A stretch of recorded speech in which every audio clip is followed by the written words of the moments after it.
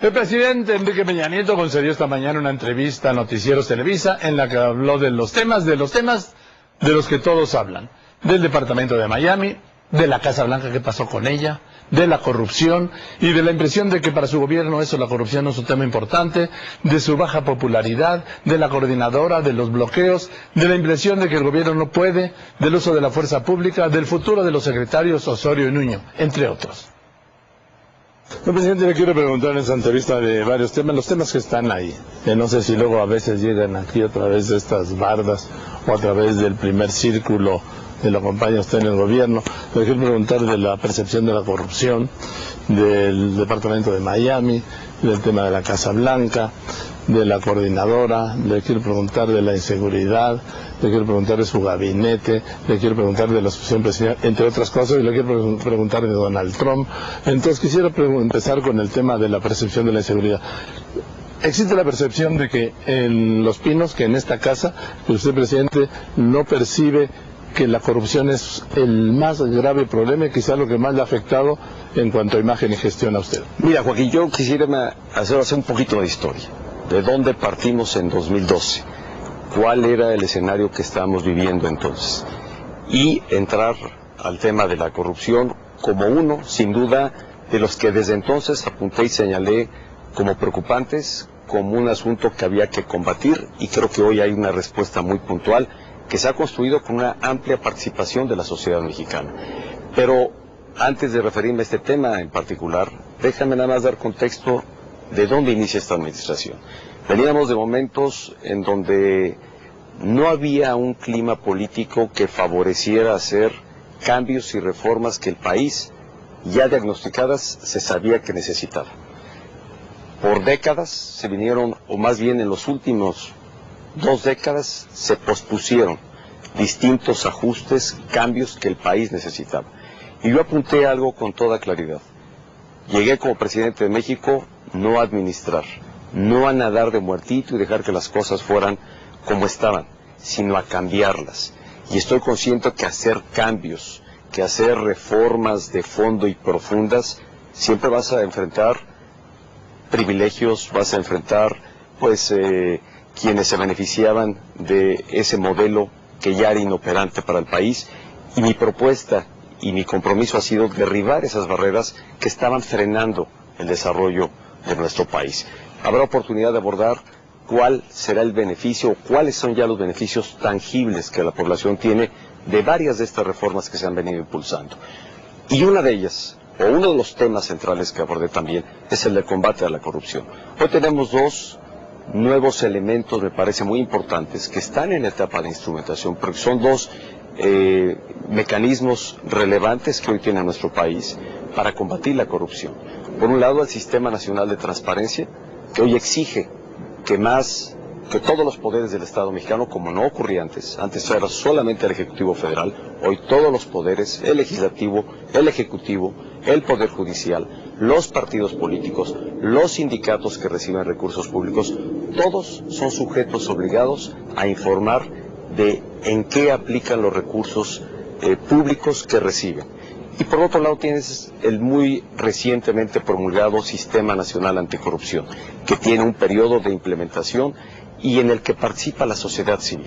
Esto, además, hay que reconocer, fue un sistema que se perfecciona no solo a partir de distintas iniciativas presentadas por diferentes fuerzas políticas, sino también con una amplia participación de la sociedad civil que se involucró, que fue parte del debate que se dio sobre este sistema, y que hoy tienes estos 2 mecanismos que estoy seguro, Joaquín, marcarán un antes y un después.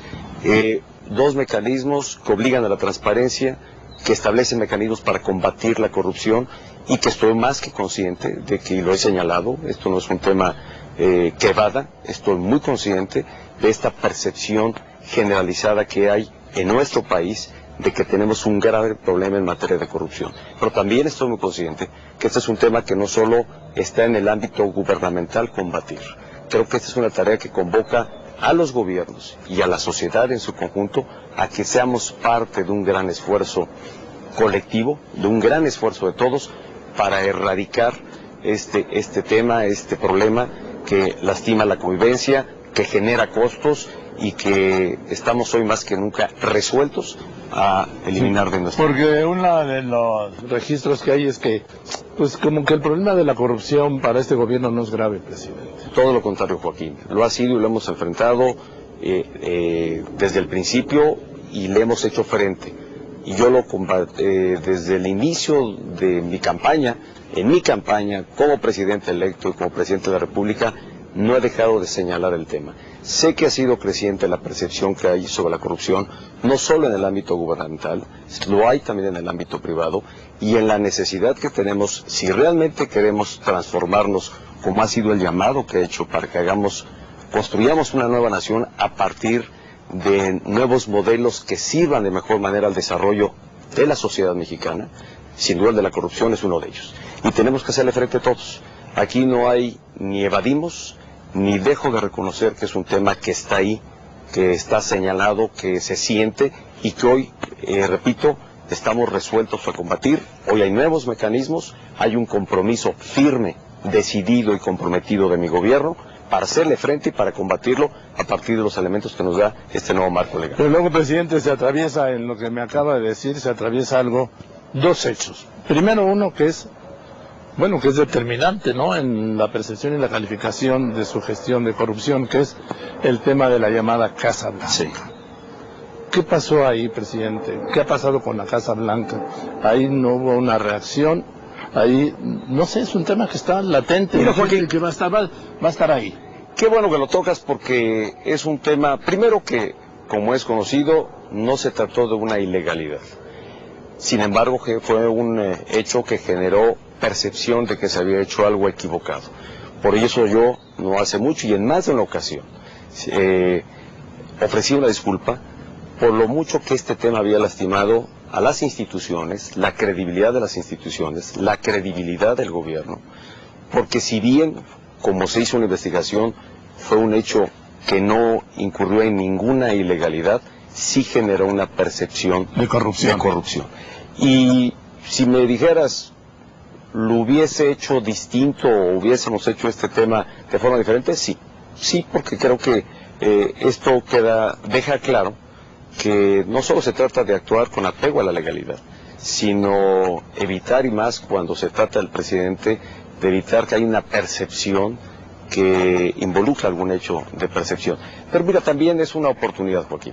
Yo creo que en este tema particular de la Casa Blanca generó una oportunidad de destacar que cuando hay tal nivel de visibilidad en este hecho sobre lo que actuó el presidente, sabemos que el presidente está bajo un enorme escrutinio, prácticamente en una caja de cristal. Creo que eso nos lleva a tener de mi parte un mayor compromiso en el combate a la corrupción. Al haber sido señalado por este tema, que te repito, no fue ilegal, pero generó una percepción de que algo vinculado a la corrupción podía estar ahí presente, eso me lleva a tener un mayor compromiso. Así lo señalé. Lo dije cuando promulgué muy recientemente el Sistema Nacional Anticorrupción, porque mi gobierno hoy más que nunca tiene como una necesidad de acreditar su compromiso y su actuar en el combate a la corrupción. Ahora, señor presidente, la Casa Blanca.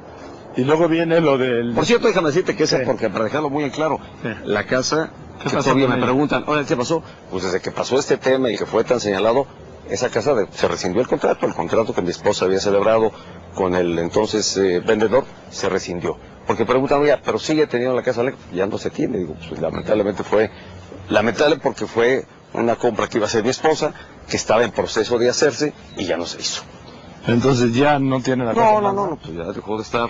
Se rescindió el contrato de compraventa que se había hecho y que estaba en curso de materializarse. Bueno, señor presidente, y luego el departamento de Miami, que tiene su esposa otro departamento en Miami, que del segundo piso hizo una conexión al primero para hacer una sola unidad por parte de se dijo el de Guardian, potencial contratista de su gobierno. Ahora, sobre ese tema sí, déjame decirte y dejar bien claro. Primero, me parece una calumnia, y como alguien decía, de las calumnias y de las infamias, pues siempre quedan manchas.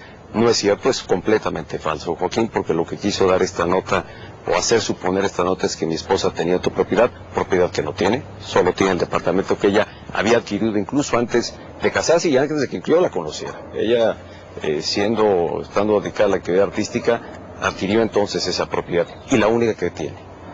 De ahí que tenga a un vecino, amigo, como todos tenemos, y que alguna vez alguien lo ha ocupado distinto a afirmar que esa propiedad sea de ella.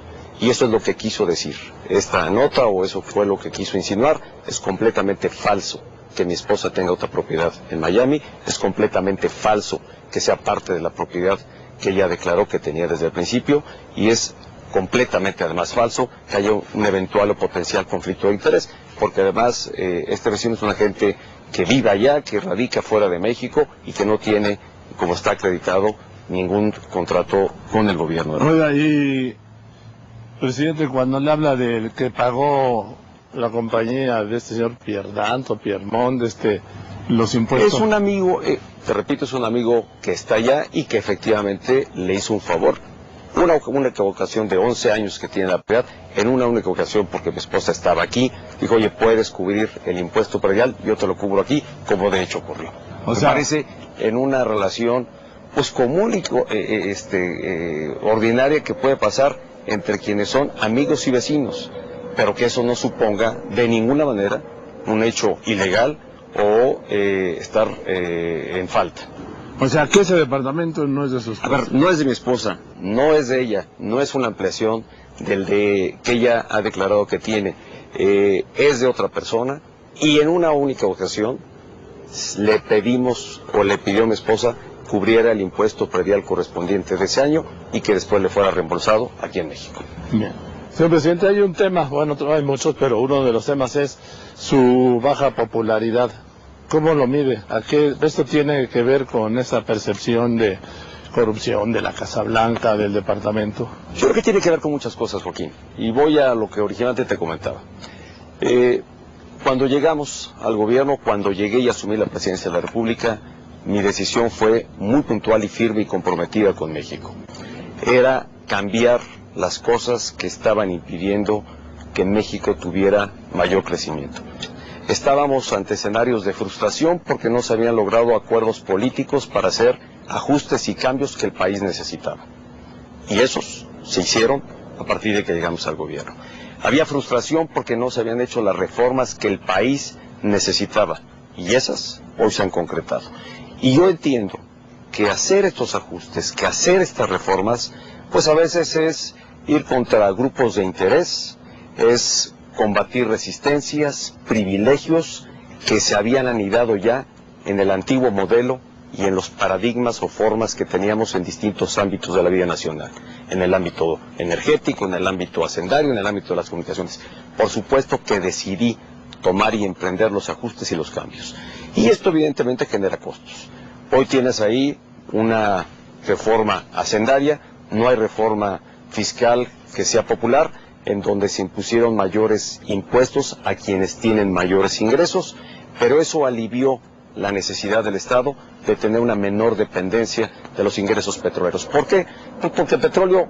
Perdón que lo interrumpa, ¿nunca había dado la orden de que ya no volaran los aviones sobre los pinos? Nunca di una orden como tal, Joaquín. La verdad es que, y aquí efectivamente pasan todos los días y a todas horas, está en la ruta de aterrizaje de los aviones. Entonces, lo que se hizo fue, entiendo, un ajuste, es un tema de orden técnico para darle mayor capacidad a un aeropuerto que ya está por sí saturado.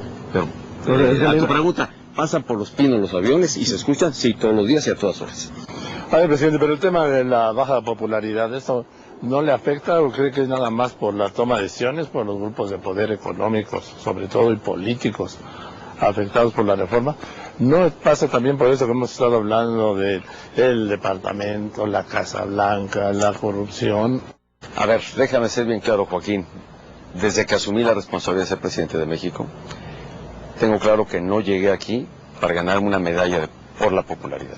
Si así hubiese sido, entonces hubiese dejado de hacer los cambios, las transformaciones que el país necesita y que sé que le van a dar a México un futuro de mayor oportunidad para las nuevas generaciones. Y a lo mejor hubiese nadado de muertito, hubiese decidido dejar las cosas como estaban, administrarlas, llevarlas y dejar de asumir los costos. Y yo he tomado la decisión porque estoy convencido de lo mucho que va a impactar lo que hoy estamos haciendo en el presente y futuro de este país para bien. Pero no vine aquí por una medalla por la popularidad. Vine a gobernar a México, vine a hacerle frente a los retos, a los desafíos y a las grandes oportunidades que tiene nuestro país y a llevar a cabo las reformas. Y esto luego se traduce en una baja aceptación, un bajo reconocimiento, como dicen los encuestadores o los especialistas, a su gestión. Mira, te repito, no estoy aquí trabajando por la popularidad. Estoy trabajando para asegurar que a México le vaya bien, hacer mi aportación, mi contribución, la contribución de mi administración a que México esté mejor. Y hoy, si me permites, y sin ánimo de echar campanas al vuelo, pero yo creo que hay varios indicadores que dejan ver los avances que estamos teniendo. Mira, como nunca se ha generado empleo en nuestro país. Hoy tienes más de 2 millones de empleos que se han generado en lo que va de esta administración.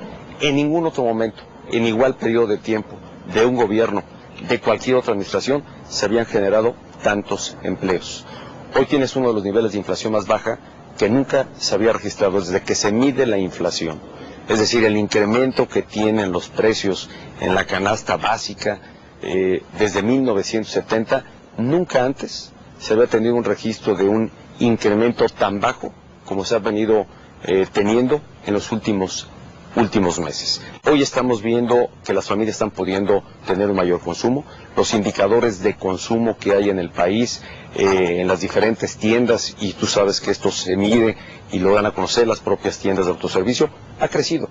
Nunca como ahora se han vendido más vehículos en el mercado interno como había pasado antes. Estos son parte de los escenarios que se han construido. Y estamos todavía, a ver, hay que decir, esta tarea no está agotada. Esta tarea no está concluida. Yo espero someterme a la evaluación de la gente al término de mi mandato. Señor presidente, la reforma educativa, ¿la va a echar para atrás o no? No, Joaquín. ¿Usted por qué le voy a decir? Porque la percepción de la sociedad es que a este gobierno le faltan para enfrentar a la coordinadora.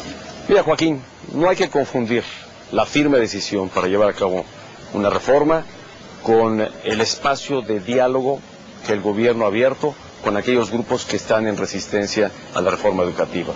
Pero soy enfático, la reforma educativa no se cancela y menos sabremos de claudicar a la implementación de la misma. Llegar a eso, pensar en eso, será realmente condenar a la niñez y juventud de México a que tenga una formación verdaderamente pobre para enfrentar lo que va a vivir en el siglo XXI. La reforma educativa va, y por supuesto que el gobierno, no confundamos el hecho de que el gobierno esté decidido, repito, a llevar a cabo la reforma educativa con la voluntad que hay también de abrir espacios de diálogo, de acercamiento, sin negociar la reforma, pero sí para escuchar las distintas inquietudes que grupos que se resistan a la reforma eventualmente tengan. Da la impresión de que la coordinadora le gana al gobierno, presidente.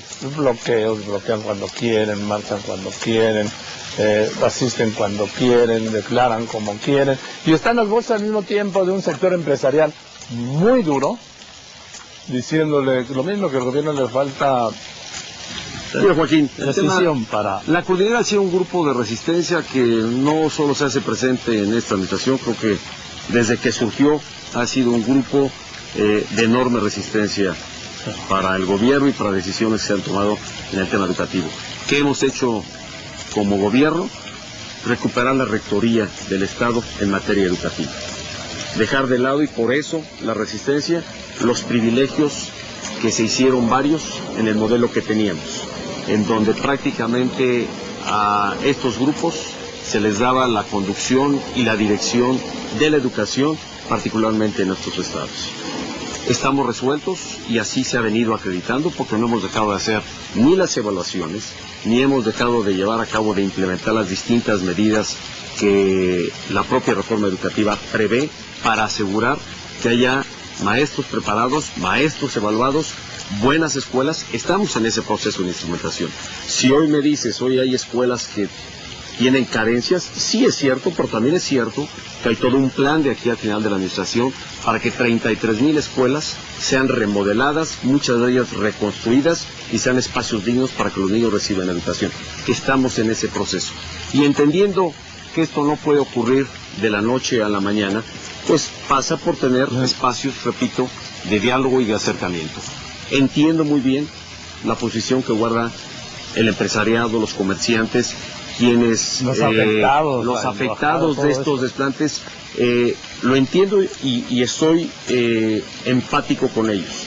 Y quiero decirte que hemos comprometido que el gobierno está firme y decidido a actuar, agotando primero el espacio de diálogo, y si eso no da margen para que realmente se depongan esto que causa molestias, que lastima el comercio y que lastima la actividad económica de muchos lugares, pues tenemos que recurrir a los atributos y a la capacidad que tiene el Estado mexicano para poner de forma pacífica orden y generar armonía social ahí donde se ha perdido. He escuchado a vos que dicen, no, es que hay que hacer uso de la fuerza pública, pero en México hay un trauma del uso de la fuerza pública. Los gobiernos no saben usar la fuerza pública o no se atreven a usar la fuerza pública, presidente. Mira, Joaquín, nosotros la hemos empleado en distintas ocasiones, cuando las vías de diálogo y cuando se afectan intereses de la población en general, obligan a que el Estado actúe con el uso de la fuerza pública.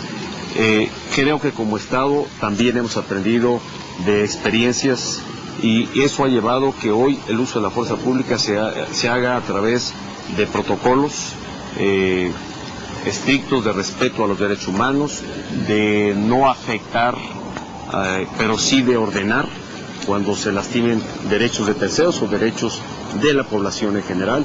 Y el Estado, déjame ser categórico en mi afirmación, Joaquín, el gobierno de la República no tendrá reparo alguno, no tendrá reserva alguna en recurrir al uso de la fuerza pública para poner orden y sobre todo para hacer valer el Estado de Derecho. Por supuesto que siempre hay una disposición de llegar a este escenario como último recurso.